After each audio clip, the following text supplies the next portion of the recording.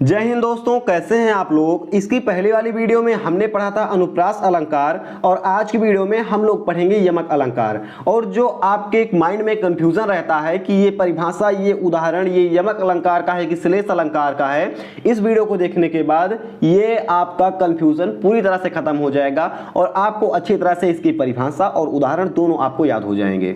चलिए देखते हैं यमक अलंकार की परिभाषा। परिभाषा क्या बोलती है।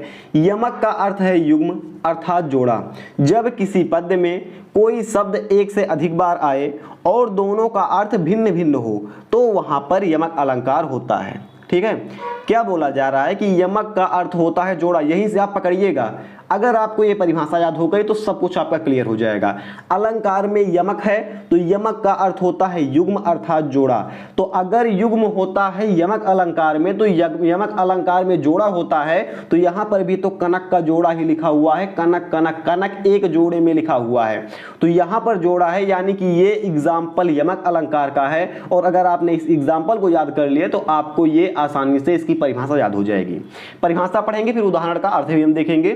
तो परिभाषा है हमारी, यमक अलंकार का अर्थ है युग्म अर्थात जोड़ा। इस परिभाषा को आप 2 बार पढ़िए वीडियो रोक कर, ऐसे आपको ये याद हो जाएगा बहुत ही आसानी से। जब किसी पद में कोई शब्द एक से अधिक बार आए और दोनों का अर्थ भिन्न भिन्न हो तो वहां पर यमक अलंकार होता है। उदाहरण के लिए आप देखेंगे, कनक कनक ते सौगुनी मां दक्ता अधिकाय, वा खाए बौराय जग या पाए बौराय। ठीक है, इसका अर्थ देखेंगे। बोला जा रहा है कि कनक कनक से 100 गुना अधिक नशीला होता है। कनक कनक से 100 गुना अधिक नशीला पदार्थ होता है, क्योंकि पहले कनक को तो खाने के बाद इंसान पागल होता है, लेकिन दूसरे कनक को जब इंसान पा जाता है तो वो देखने के बाद ही पागल हो जाता है, बौरा जाता है। ठीक है, एक का अर्थ है धतूरा और दूसरे का अर्थ है सोना।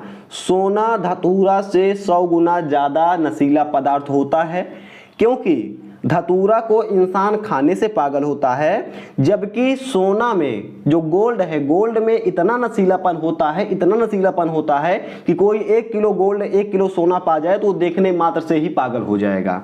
तो अर्थात क्या है कि सोना में धतूरा से 100 गुना ज्यादा नशा होता है। तो कनक कनक ते 100 गुनी मां दक्ता अधिकाय, वह खाए बौराय जग या पाए बौराय।